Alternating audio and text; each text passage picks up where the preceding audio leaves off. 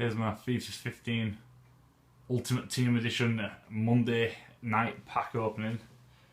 Just going to show you how much of a waste of time it is because you get absolutely jack shit from these packs.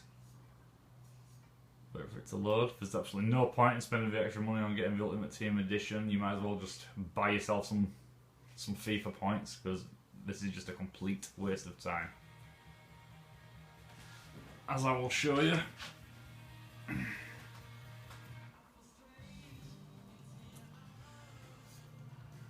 I had nothing but crap out of these packs.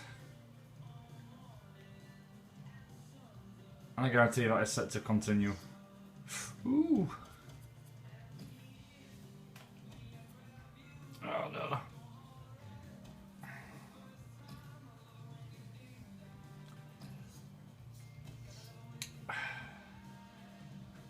Right, now we're ready. Let the bullshit commence.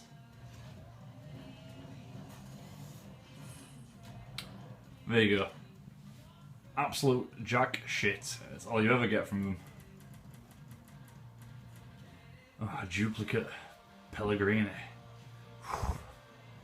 Fuck me.